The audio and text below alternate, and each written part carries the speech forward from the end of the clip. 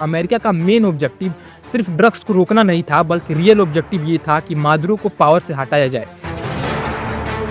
America के department of justice ने openly कहा कि निकोलस मादुरो एक नेक्रो टेररिस्ट है। कहा जाता है कि मादुरो को उनके बेडरूम से बाहर निकाला गया जहां वो सो रही थी। लेकिन इसी पॉइंट ऑफ टाइम में, यानी जब मादुरो को डेल्टा फोर्स कैप्चर कर रही थी, उसी पॉइंट ऑफ टाइम में काराकास के अलग अलग एरियाज में धमाके पर धमाके हो रहे थे।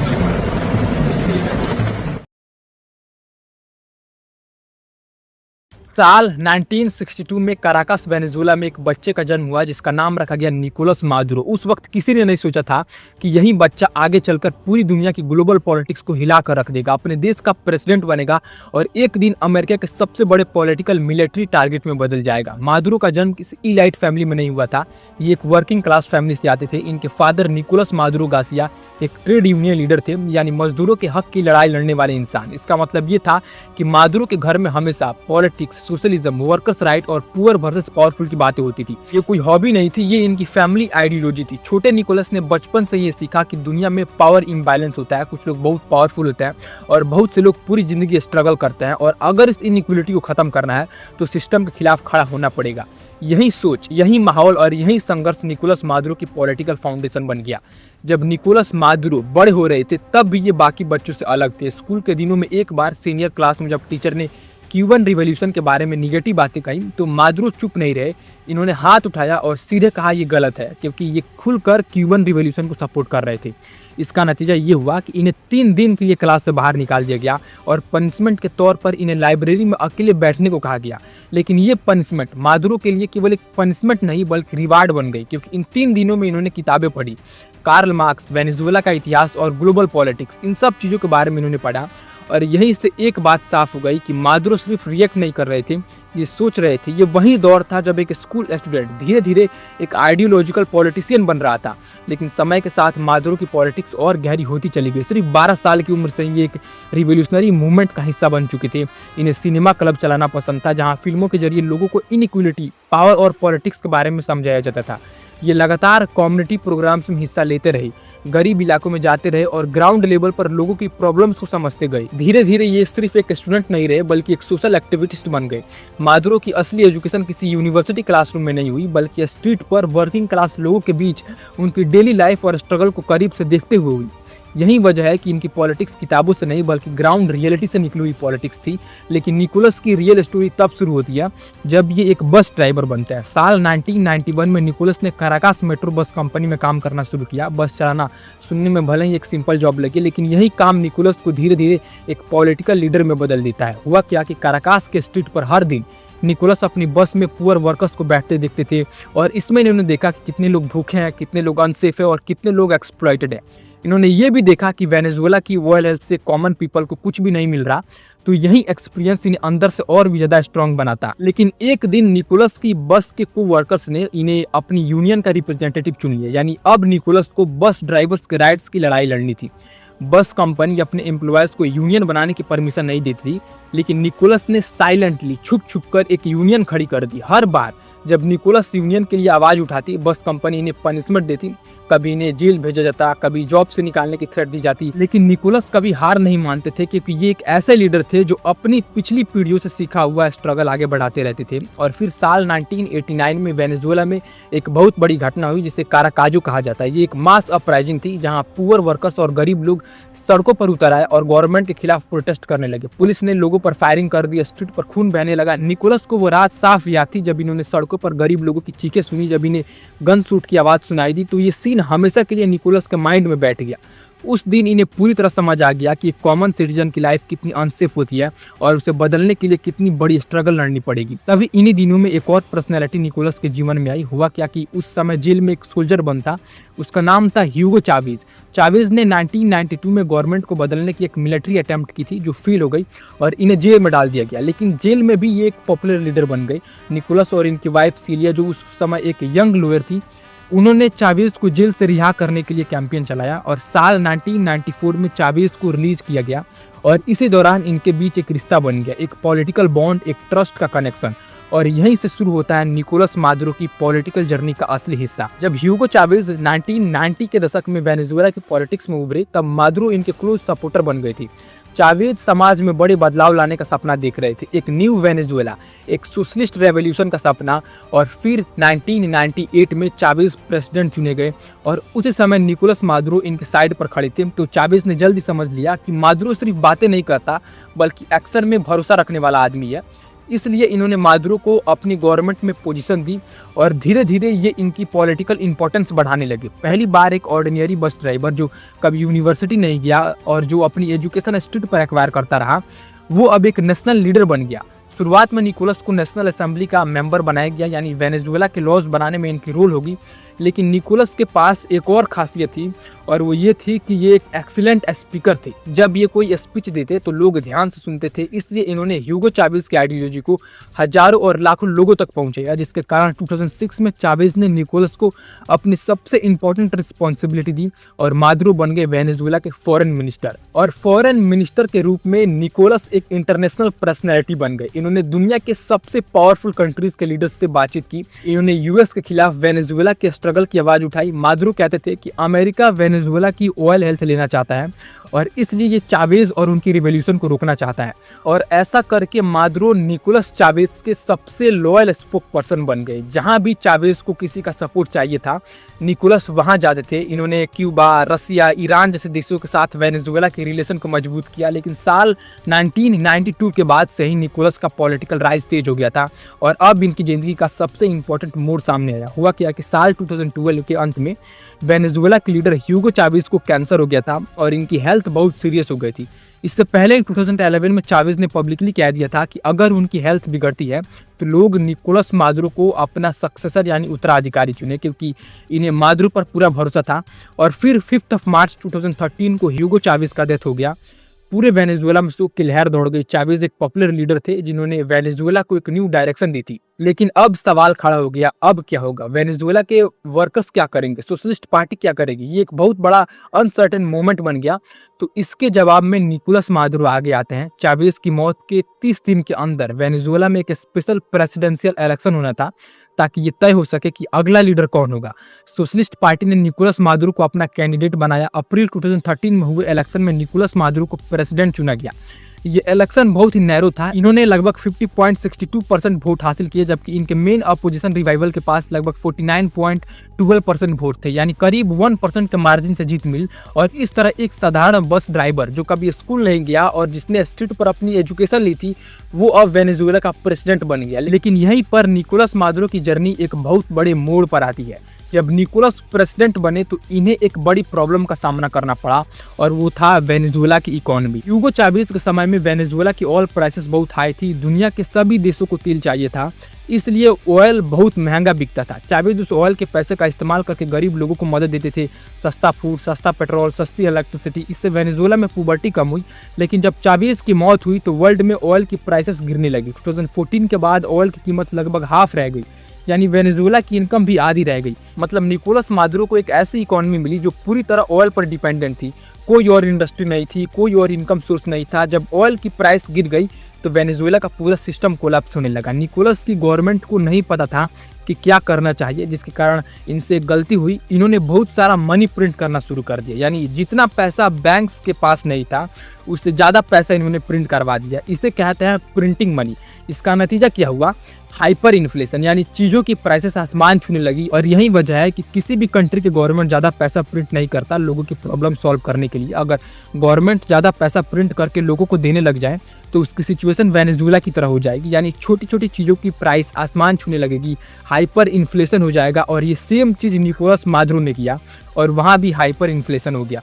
चीज़ों की प्राइस आसमान छूने लगी, लोग भूख से मरने लगे क्योंकि ब्रेड की प्राइस तो बहुत ज़्यादा थी। इसलिए ये सब कुछ देखने के बाद निकोलस की गवर्नमेंट क्या करती है, वो अपोजिशन को दबाना शुरू कर देती है।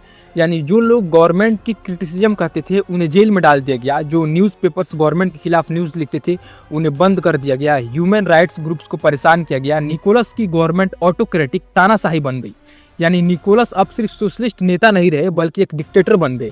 और सिचुएशन ऐसे ही चलती रही। फिर साल 2015 में वेनेजुएला में नेशनल असेंबली के इलेक्शन हुए और इस बार अपोजिशन जो सोशलिस्ट पार्टी से नाराज जनता से जुड़ा था उसने बड़ी जीत हासिल की और इस इलेक्शन में अपोजिशन कोलिएशन यानी MUD democratic unity round table ने रूलिंग पार्टी की लंबे समय से पकड़ पर एक बड़ा झटका दिया और नेशनल असेंबली का कंट्रोल जीत लिया। अपोजिशन ने लगभग 99 से लेकर 112 सीटें जीती, जबकि निकोलस मादुरो की यूनाइटेड सोशलिस्ट पार्टी PSUB को कम सीटें मिली और ये असेंबली में माइनॉरिटी में रह गए। तो ये जीत दर्शाती थी कि लोगों ने मादुरो के खिलाफ स्ट्रॉन्ग डिससेटिस्फेक्शन जताई, खासकर इकोनॉमिक क्राइसिस, शॉर्टेज और राइजिंग प्राइसेस के बीच। अपोजिशन की ये जीत वेनेजुएला में पहली बार सोशलिस्ट पार्टी को लेजिस्लेचर में बड़ा ब्लो देने वाली थी। लेकिन 2017 में निकोलस मादुरो की गवर्नमेंट ने कॉन्स्टिट्यूएंट असेंबली बना दी। इसका मतलब था कि इन्होंने एक नया बॉडी बना लिया जिसमें पूरी तरह इनको सपोर्ट करने वाले लोग थे। इस बॉडी का काम था नेशनल असेंबली की अथॉरिटी को कम करना, यानी अपोजिशन की जीत के बावजूद मादुरो ने अपनी सत्ता को बनाए रखा। इस कदम को बहुत से लोगों ने डेमोक्रेसी के लिए खतरा बताया, लेकिन हुआ कुछ नहीं। इसके बावजूद मादुरो ने लगातार अपोजिशन नेताओं पर कार्रवाई शुरू कर दी, उन्हें जेल में डाला गया, उनके खिलाफ मामले बनाए गए, मीडिया पर भी कड़ी रोक लगा दी गई। जो गवर्नमेंट को क्रिटिसाइज करते थे उन्हें दबाया गया। यही कारण है कि वेनेजुएला में फ्रीडम ऑफ प्रेस और पॉलिटिकल राइट्स पर सवाल उठने लगे। इस बीच इकोनॉमी पूरी तरह गिर रही थी, ऑयल की प्राइसेस अभी भी कम थी और ऑयल से मिलने वाला आमदनी काफी घट गई थी। निकोलस ने बहुत पैसा छापा, लेकिन इससे केवल हाइपर इन्फ्लेशन बढ़ी, कीमतें आसमान छू गई, आम लोग भूखे और बेरोजगार हो गए, दवा, खाना और रोजमर्रा की चीजें अवेलेबल नहीं थी, जिसके कारण वेनेजुएला में मास प्रोटेस्ट शुरू हो गए। लोग सड़कों पर उतरने लगे। निकोलस की गवर्नमेंट ने इस प्रोटेस्टर्स को कड़ी कार्रवाई और रिप्रेशन के जरिए दबाया और फिर 2018 में अगले प्रेसिडेंशियल इलेक्शन हुए। इस इलेक्शन को इंटरनेशनल ऑब्जर्वर्स और अपोजिशन ने धोखाधड़ी और ट्रांसपेरेंसी की कमी वाला बताया। मादुरो जीत गए, लेकिन जीत पर बड़ा सवाल था। लोगों में नाराजगी और डिससेटिस्फेक्शन लगातार बढ़ता रहा। तो इस पूरी प्रोसेस ने दिखाया कि निकोलस मादुरो का रूल अब ऑटोक्रेटिक, तानाशाही जैसा बन गया था। ये अब केवल सोशलिस्ट नहीं रहे, बल्कि इन्होंने पावर को बचाने के लिए ऑथोरिटेरियन तरीके अपनाए। लेकिन अभी ये सब कुछ खत्म नहीं था। अभी तो एक और बड़ी कहानी शुरू होने वाली थी, अमेरिका की कहानी, ड्रग ट्रैफिकिंग की कहानी, इंटरनेशनल पॉलिटिक्स की कहानी। अब देखिए, अगर हम ये समझना चाहते हैं कि अमेरिका ने वेनेजुएला पर अटैक क्यों किया और मादुरो को क्यों कैप्चर किया, तो हमें पहले ये समझना होगा कि अमेरिका और वेनेजुएला का रिलेशन हमेशा से कैसा रहा है, क्योंकि दोनों के बीच टेंशन की हिस्ट्री काफ़ी पुरानी है। 1998 में जब ह्यूगो चावेज वेनेजुएला के प्रेसिडेंट बने तो इन्होंने साफ साफ कहा कि ये अमेरिका के अगेंस्ट है और अमेरिकन इंपेरियलिज्म यानी अमेरिकी दबदबे का विरोध करते हैं। इसी सोच के साथ चावेज ने क्यूबा के साथ स्ट्रॉन्ग रिलेशन बनाए। क्यूबा एक सोशलिस्ट कंट्री है और अमेरिका इसे हमेशा से अपना बड़ा दुश्मन मानता रहा है, इसलिए चावेज ने क्यूबा के साथ स्ट्रॉन्ग रिलेशन बनाए। चावेज के बाद जब निकोलस मादुरो पावर में आए तो इन्होंने भी सेम पाथ फॉलो किया और अमेरिका से दूरी बनाए रखी। लेकिन यहीं से कहानी में एक नया एंगल जुड़ता है, ड्रग ट्रैफिकिंग की एलिगेशंस, यानी मादुरो गवर्नमेंट पर नशे के कारोबार से जुड़े होने का आरोप। साल 2020 में एक बहुत इंपॉर्टेंट टर्निंग पॉइंट आया हुआ क्या कि ट्रंप की पहली गवर्नमेंट ने निकोलस मादुरो के खिलाफ एक ऑफिशियल लीगल चार्ज यानी फॉर्मल इंडिक्टमेंट फाइल किया। इस पॉइंट पर मामला सिर्फ पॉलिटिकल अपोजिशन नहीं रहा, बल्कि एक लीगल केस बन गया। अमेरिका के डिपार्टमेंट ऑफ जस्टिस ने ओपनली कहा कि निकोलस मादुरो एक नेक्रो टेररिस्ट है। अब सवाल यह है कि नेक्रो टेररिस्ट का मतलब क्या होता है। ये एक एक्सट्रीमली सीरियस एलिगेशन होता है। इसका मतलब होता है कि कोई व्यक्ति ड्रग्स बेचकर पैसा कमाता है और उस पैसे का इस्तेमाल टेररिस्ट ग्रुप को फंड करने में करता है या फिर ड्रग्स के बिजनेस के दौरान आतंक और डर फैलाता है। और अमेरिका का दावा था कि मादुरो एग्जैक्टली यही कर रहे थे। उस 2020 के इंडिक्टमेंट में अमेरिका ने यह भी कहा कि निकोलस मादुरो एक ग्रुप का लीडर है जिसे कार्टेल डे लॉस सोल्स कहा जाता है। अब यहाँ कार्टेल का मतलब होता है एक क्रिमिनल ऑर्गेनाइजेशन जो ड्रग्स के इलीगल बिजनेस में इन्वॉल्व होता है। इस कार्टेल को कार्टेल डे लॉस सोल्स इसलिए कहा गया क्योंकि वेनेजुएला की आर्मी के हाई रैंकिंग ऑफिसर्स के कंधों पर सूरज का सिंबल बना होता है और अमेरिका का दावा था कि इस कार्टेल में वेनेजुएला की आर्मी के टॉप ऑफिसर शामिल है। आरोप ये था कि ये मिलिट्री ऑफिसर मादुरो के इंस्ट्रक्शन पर कोलंबिया से ड्रग्स स्पेशली कोकीन को वेनेजुएला के रास्ते अमेरिका तक भेज रहे थे।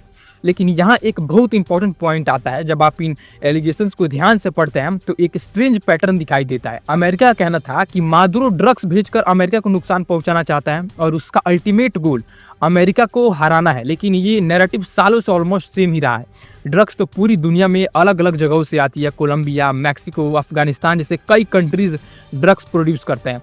फिर सवाल ये उठता है कि सिर्फ मादुरो के खिलाफ इतना एग्रेसिव एक्शन क्यों लिया गया। क्या वजह सच में सिर्फ ड्रग्स ही थी या इसके पीछे कोई बड़ी पॉलिटिकल और स्ट्रेटेजिक रीजन छुपा हुआ था? अगर आप हिस्ट्री को ध्यान से देखें तो आंसर अपने आप क्लियर हो जाता है। अमेरिका का मेन ऑब्जेक्टिव सिर्फ ड्रग्स को रोकना नहीं था, बल्कि रियल ऑब्जेक्टिव ये था कि मादुरो को पावर से हटाया जाए।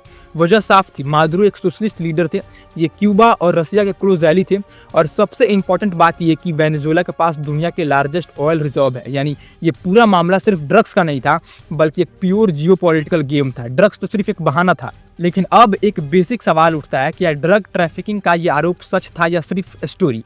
2020 के इंडिक्टमेंट में अमेरिका ने दावा किया कि निकोलस मादुरो ने 25 साल से भी ज़्यादा समय तक वेनेजुएला के इंस्टीट्यूशंस को करप्ट किया, और इस दौरान थाउजेंड ऑफ टन्स ऑफ कोकीन्स को अमेरिका भेजा गया। आरोप पत्र में यह भी कहा गया कि मादुरो ने कोलंबिया के आर्म्ड रेबल ग्रुप FARC यानी revolutionary armed forces of Colombia के साथ मिलकर काम किया। अमेरिका के अकॉर्डिंग ये अलायंस ड्रग्स की सप्लाई, प्रोटेक्शन और ट्रांसपोर्ट में शामिल थी। इससे यह मामला सिर्फ करप्शन का नहीं, बल्कि ऑर्गेनाइज्ड क्राइम और आर्म्ड ग्रुप से जुड़ा हुआ बताया गया। लेकिन यहीं पर कहानी में एक बहुत इंपॉर्टेंट ट्विस्ट आता है। होता क्या कि जनवरी 2026 में जब निकोलस मादुरो को अरेस्ट किया गया, तो अमेरिका के डिपार्टमेंट ऑफ जस्टिस ने अपना इंडिक्टमेंट फिर से फाइल किया, और इस बार कुछ ट्रूली सरप्राइजिंग हुआ। अमेरिका ने अपने पहले वाले आरोप से एक बड़ा सेटबैक लिया। अब वो कार्टेल डे लॉस सोल्स को पहले की तरह एक फुल्ली ऑर्गेनाइज्ड ड्रग कार्टेल नहीं मानता। नए इंडिक्टमेंट में कार्टेल डे लॉस सोल्स शब्द सिर्फ 2 बार इस्तेमाल किया गया, जबकि पुराने इंडिक्टमेंट में ये 32 बार मौजूद था। अब अमेरिका का कहना है कि ये कोई स्ट्रक्चर्ड कार्टेल नहीं, बल्कि एक करप्शन बेस्ड सिस्टम यानी एक पैट्रोनेज सिस्टम था, जहां पावर और बेनिफिट्स के बदले लॉयल्टी खरीदी जाती थी। दूसरे शब्दों में अमेरिका की पोजीशन अब बदल चुकी थी। ये मामला अब ड्रग्स कार्टेल से ज्यादा सिस्टमैटिक करप्शन का बताया जाने लगा, और ये चेंज जो है ये बहुत सिग्निफिकेंट है, क्योंकि इसका डायरेक्ट मतलब ये निकलता है कि अमेरिका के पास क्लियर प्रूफ नहीं है कि मादुरो खुद एक नैक्रो टेररिस्ट है। हो सकता है कि मादुरो की गवर्नमेंट के अंदर कुछ करप्ट मिलिट्री ऑफिसर्स हो जो ड्रग्स के बिजनेस में इन्वॉल्व रहे हो, लेकिन इसका ये मतलब नहीं निकलता कि मादुरो खुद इसका मास्टरमाइंड था। लेकिन अमेरिका के लिए ये डिफरेंस ज्यादा मैटर नहीं करता। उनके पर्सपेक्टिव से चाहे सिस्टम करप्ट हो या लीडर डायरेक्टली शामिल हो, टारगेट वही रहता है। अब बात करते हैं उन स्पेसिफिक चार्जेस की जो अमेरिका ने निकोलस मादुरो पर लगाए हैं। पहला आरोप है नेक्रो टेररिज्म कॉन्स्पिरेसी, यानी ड्रग से जुड़े टेररिज्म की प्लानिंग का आरोप। दूसरा है कोकीन इंपोर्टेशन कॉन्स्पिरेसी, मतलब कोकीन को इलीगली अमेरिका में भेजने की साजिश। तीसरा आरोप है मशीन गन्स और डिस्ट्रक्टिव वेपन्स रखने का, और चौथा आरोप है इन वेपन्स को रखने और इस्तेमाल करने की कॉन्स्पिरेसी। ये सभी चार्जेस एक्सट्रीमली सीरियस है। अमेरिकन लॉ के अकॉर्डिंग अगर मादुरो इन मामले में गिल्टी पाए जाते हैं तो उन्हें लाइफ इम्प्रिजमेंट यानी पूरे जिंदगी जेल की सजा हो सकती है। लेकिन ये चार्जेस सिर्फ निकोलस मादुरो तक लिमिटेड नहीं है। अमेरिका ने मादुरो की वाइफ सिलिया फ्लोरेस, इनके बेटे निकोलस मादुरो गुएरा और इनके साथ जुड़े 5 अदर लोगों पर भी आरोप लगाए हैं, और इन नामों में वेनेजुएला के सबसे पावरफुल लीडर भी शामिल है, जैसे डियोसदादो कैबेलो जो इंटरनल अफेयर मिनिस्टर रह चुके हैं, और फॉरवर्ड मिनिस्टर रेमोन रोड्रिगस चासिन। इसके अलावा एक और इम्पोर्टेंट नाम सामने आता है हेक्टर गुरेरो, जिसे ट्रेंदे अरागुआ नाम के डेंजरस क्रिमिनल गैंग का लीडर बताया जाता है। अमेरिका का दावा है कि ये सभी लोग अलग अलग लेवल पर मादुरो नेटवर्क से जुड़े हुए थे और इस पूरे सिस्टम का हिस्सा थे। लेकिन यहाँ अब ये समझना जरूरी है कि अमेरिका के पास मादुरो को अरेस्ट करने का लीगल बेसिस क्या था। तो देखिए 2020 में जब पहला इंडिक्टमेंट फाइल किया गया, उसी समय से निकोलस मादुरो के खिलाफ एक अरेस्ट वारंट एक्टिव था। इसका मतलब ये था कि अगर दुनिया में कहीं भी कोई American law enforcement agency Maduro को पकड़ लेती तो वो लीगली वैलिड माना जाता। लेकिन प्रॉब्लम ये थी कि मादुरो उस समय वेनेजुएला के सिटिंग प्रेसिडेंट थे। उन्हें अरेस्ट करने के लिए अमेरिका को वेनेजुएला की टेरिटरी के अंदर जाना पड़ता, और ये स्टेप बेहद रिस्की था। ऐसा करना सीधे तौर पर सोवर्जिनिटी वायलेशन माना जाता, और ये सिचुएशन को इंटरनेशनल कॉन्फ्लिक्ट में बदल सकता था। इसलिए अमेरिका ने क्या किया, इन्होंने मादुरो के सिर पर एक बाउंटी रख दी। बाउंटी का मतलब होता है रिवार्ड मनी। अमेरिका ने अनाउंस किया कि अगर कोई निकोलस मादुरो को पकड़कर अमेरिका को हैंड ओवर करता है तो उसे $15 मिलियन दिए जाएंगे, यानी लगभग 12.5 करोड़ रुपए। लेकिन कहानी यही नहीं रुकी, टाइम के साथ साथ ये रिवार्ड और बढ़ता गया। 2024 में अमेरिका ने इस बाउंटी को बढ़ाकर $25 मिलियन कर दिया, और फिर अगस्त 2025 में ट्रंप गवर्नमेंट ने इसे और ज्यादा बढ़ा दिया $50 मिलियन, यानी लगभग 41 करोड़ रुपए। इस पॉइंट पर मादुरो दुनिया के सबसे एक्सपेंसिव वांटेड लीडर्स में से एक बन चुके थे, जिन पर $50 मिलियन का इनाम रखा गया था।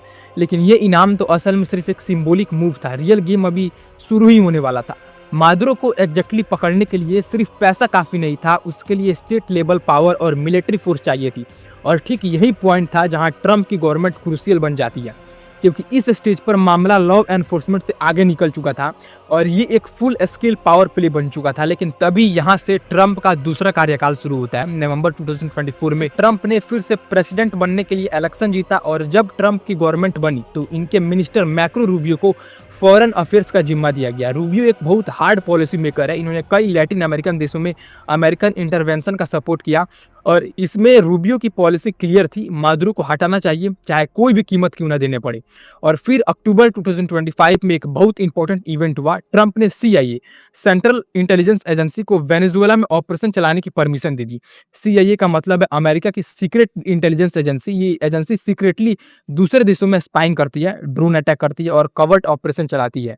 सीआईए को मादुरो के बारे में इंटेलिजेंस कलेक्ट करनी थी, जैसे मादुरो का लोकेशन कहाँ है, इनकी डेली रूटीन क्या है, ये कहाँ सोते हैं और क्या खाते हैं, ये सारी इन्फॉर्मेशन जरूरी थी ताकि एक सर्जिकल स्ट्राइक यानी एक प्रिसाइज अटैक को कैरी आउट किया जा सके। और ये सब इन्फॉर्मेशन गैदर करने के बाद दिसंबर 2025 के एंड में सीआईए ने अपना पहला अटैक किया। हुआ क्या कि 29 दिसंबर को सीआईए ने वेनेजुएला के कोस्ट पर एक ड्रोन स्ट्राइक किया, एक पोर्ट फैसिलिटी को टारगेट किया और उसे डैमेज किया। लेकिन ये सिर्फ एक टेस्ट था, असली बड़ा ऑपरेशन तो अभी बाकी था।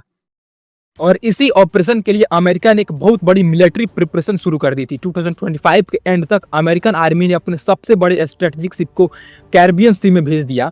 सबसे प्रोमिनेंट था यूएसएस जेरलैंड आर फोर्ड, जो दुनिया का सबसे बड़ा एयरक्राफ्ट कैरियर है। इस जहाज की लंबाई 333 मीटर है और इसके ऊपर 70 से ज्यादा फाइटर प्लेन्स रखे जा सकते हैं। अमेरिका ने कैरिबियन में कुल दर्जनों वॉरशिप्स तैनात कर दिए, क्रूजर्स, डिस्ट्रॉयर, सबमरीन, साथ ही 15,000 सोल्जर्स को भी भेजा गया। ये एक बहुत बड़ी मिलिट्री फोर्स थी। और ये सब कुछ किस नाम से किया गया, तो ऑपरेशन साउथर्न स्पेयर के नाम से। हिंदी में इसका मतलब है दक्षिणी भाले का ऑपरेशन।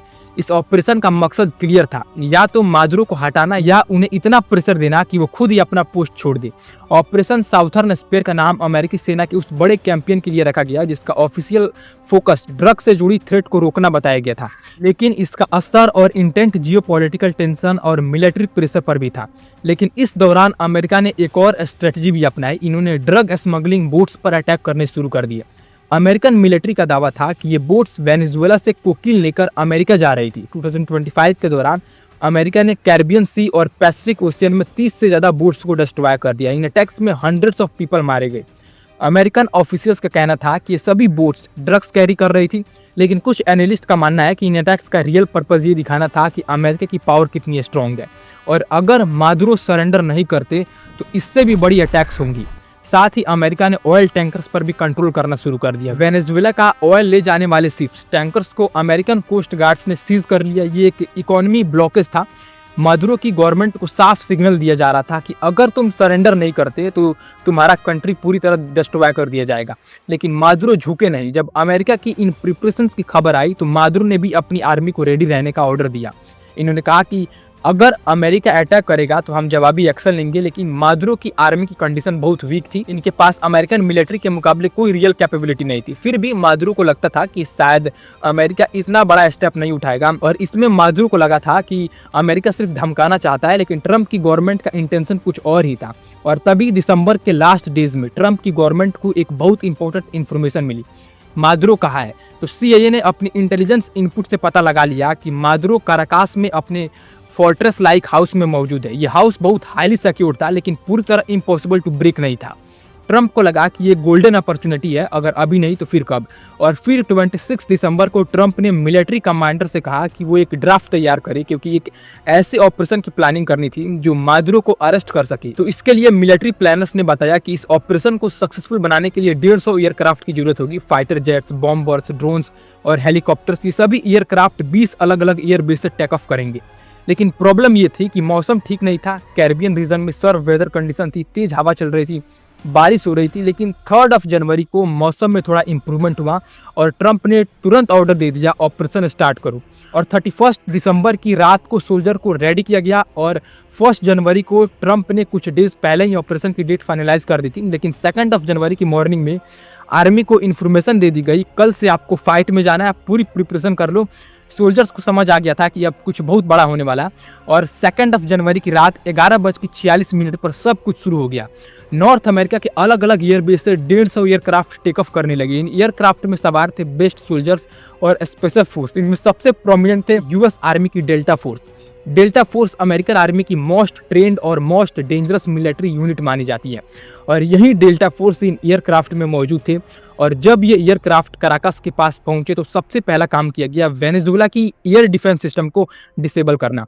वेनेजुएला के पास रडार्स और मिसाइल्स थे जो अमेरिकन एयरक्राफ्ट को शूट डाउन कर सकते थे। लेकिन अमेरिका को पहले से पता था कि ये सिस्टम कैसे ऑपरेट करता है। इसलिए अमेरिका ने इन सिस्टम को शट डाउन कर दिया और साथ ही साथ पूरे कराकास की लाइट बंद कर दी, यानी पूरे सिटी की इलेक्ट्रिसिटी कट हो गई। और फिर 3 जनवरी को 2:01 पर वेनेजुएला के टाइम के अकॉर्डिंग अमेरिकन हेलीकॉप्टर्स कराकास के स्ट्रीट पर लैंड करने लगे। एक एक करके 10-15 हेलीकॉप्टर्स कराकास के अलग अलग लोकेशन पर उतरे। कुछ सोल्जर को गवर्नमेंट बिल्डिंग पर भेजा गया, कुछ को मिलिट्री बेसिस पर और कुछ को सीधे मादुरो के घर की तरफ भेजा गया। अब देखिए, मादुरो का घर कराकास के एक सिक्योर एरिया में था। इस घर के चारों तरफ आर्म्ड गार्ड्स खड़े थे, लेकिन जैसे ही हेलीकॉप्टर्स और सोल्जर्स पहुंचे, गार्ड्स ने फायरिंग शुरू कर दी। एक गन फाइट हुई, लेकिन अमेरिकन सोल्जर्स की संख्या बहुत ज़्यादा थी, तो इन्होंने ज़्यादा फोर्स का यूज़ किया और घर पर कंट्रोल ले लिया। कहा जाता है कि मादुरो को उनके बेडरूम से बाहर निकाला गया जहां वो सो रही थी। एक रिपोर्ट के अकॉर्डिंग मादुरो ने भागने की कोशिश की, लेकिन यूएस स्पेशल फोर्स की तैयारी के कारण वो भाग नहीं सके और फिर अमेरिकन सोल्जर्स ने मादुरो को हैंडकफ पहना दिए और इनकी वाइफ सिलिया फ्लोरेस को भी बांध दिया गया और फिर दोनों को हेलीकॉप्टर में बैठाकर ले जाया गया। लेकिन इसी पॉइंट ऑफ टाइम में, यानी जब मादुरो को डेल्टा फोर्स कैप्चर कर रही थी, उसी पॉइंट ऑफ टाइम में कराकास के अलग अलग एरियाज में धमाके पर धमाके हो रहे थे। मिलिट्री बेसिस पर बॉम्बिंग की जा रही थी, गवर्नमेंट बिल्डिंग्स को टारगेट किया जा रहा था। ओवरऑल कम से कम 7 मेजर एक्सप्लोजन हुए। पूरे सिटी की इलेक्ट्रिसिटी कट हो गई, लोग इधर उधर भागने लगे। पूरे कराकास में डर और घबराहट का माहौल था। कुछ लोगों को लगा कि कोई बड़ी टेररिस्ट अटैक हुई है, लेकिन रियलिटी ये थी कि एक मिलिट्री ऑपरेशन था जो लगभग पूरा हो गया था। यूएस मिलिट्री को ऑलमोस्ट 2 आवर्स 28 मिनट लगे निकोलस मादुरो और इनकी वाइफ सिलिया फ्लोरेस को कैप्चर करने में। तो अमेरिकन सोल्जर्स के पास मादुरो और सिलिया थे। अब उन्हें वहां से निकालना था। हेलीकॉप्टर्स उड़ान भरते हैं और कैरेबियन सी की ओर चल देते हैं। पीछे से अमेरिकन जेट्स फाइटर उन्हें कवर करते हैं और लगभग 3:30 बजे तक सभी अमेरिकन सोल्जर्स सी के ऊपर पहुंच चुके थे और वहां से मादुरो को यूएसएस आईडब्ल्यूओ जिमा पर ले जाया जाता है, जो कैरेबियन सी में ही तैनात था। यूएसएस आईडब्ल्यूओ जिमा एक बहुत स्ट्रेटेजिक शिप है, एक एम्बिशियस असॉल्ट शिप। ये शिप सेना को किसी भी जगह ट्रांसपोर्ट कर सकता है और वहां एक स्मॉल मिलिट्री फोर्स डिप्लॉय कर सकता है। जब मादुरो यूएसएस आईडब्ल्यूओ जिमा पर पहुंचे तो इन्हें हल्के कपड़े पहनाए गए, इनकी आंखों पर एक ब्लाइंड फोल्ड बांध दी गई और कानों में कुछ लगाया गया ताकि ये सुन ना सके। फिर इन्हें पानी की एक बोतल दी गई। बाद में ट्रंप ने इस सीन की एक फोटो पब्लिश की जिसमें मादुरो इसी हालत में बैठे हुए दिखाई दे रहे थे। लेकिन ये जर्नी अभी खत्म नहीं हुई। यूएसएस आईडब्ल्यूओ जिमा से मादुरो को एक एयरक्राफ्ट में बिठाया गया। इसके बाद ये एयरक्राफ्ट सीधे न्यूयॉर्क की ओर उड़ान भरता है। पूरे सफर के दौरान मादुरो के साथ DEA officer, drug enforcement administration, मौजूद रहते हैं। डीईए भी एक अमेरिकन एजेंसी है जो ड्रग्स के खिलाफ काम करती है। तो ये सब लोग मादुरो के साथ रहते हैं और फिर उसी दिन यानी 3 जनवरी की दोपहर में मादुरो न्यूयॉर्क पहुंच जाते हैं। एक हेलीकॉप्टर इन्हें मैनहट्टन के वेस्ट साइड पर लैंड कराता है और यहाँ से फिर मादुरो को डीईए के हेडक्वार्टर्स में ले जाया गया, जहाँ इन्हें प्रोसेसिंग कराया गया। वहाँ इनके लीगल राइट्स पढ़कर सुनाए गए और बताया गया कि ये किन किन क्राइम्स के अक्यूज्ड है। लेकिन मादुरो चुप रहे। इसके बाद इन्हें एक दूसरे जगह ले जाया गया, ब्रुकलिन, न्यूयॉर्क में। वहाँ इन्हें मेट्रोपॉलिटन डिटेंशन सेंटर नाम की एक फेडरल जेल में रखा गया और अगले दिन यानी 4 जनवरी को मादुरो को न्यूयॉर्क के फेडरल कोर्ट में पेश किया जाता है। वहाँ एक जज होता है, जज एल्विन की। कोर्ट में मादुरो को इनके लीगल राइट्स समझाए जाते हैं और इनसे पूछा जाता है कि क्या आप गिल्टी है या नहीं। उसी हियरिंग में मादुरो ने कहा, मैं इनोसेंट हूँ और मैं अभी भी वेनेजुएला का प्रेसिडेंट हूँ। ये एक बहुत बोल्ड स्टेटमेंट था, लेकिन मादुरो सच में यही मानते हैं कि वो अपने देश के लेजिटिमेट लीडर है। लेकिन कोर्ट में किसी को इनकी बातें सुनने में ज़्यादा इंटरेस्ट नहीं थी। कोर्ट ने कहा कि नेक्स्ट हियरिंग 17 मार्च को होगी और तब तक मादुरो को जेल में ही रहना होगा। तो ये है निकोलस मादुरो की पूरी कहानी। एक बस ड्राइवर जिसने प्रेसिडेंट का पोस्ट हासिल किया, फिर इंटरनेशनल एक्यूजेशन और यूएस के खिलाफ लंबे समय से चल रहे टेंशन का सामना किया और फिर 3 जनवरी 2026 को एक बड़े यूएस मिलिट्री ऑपरेशन के दौरान उसे कैप्चर कर लिया गया।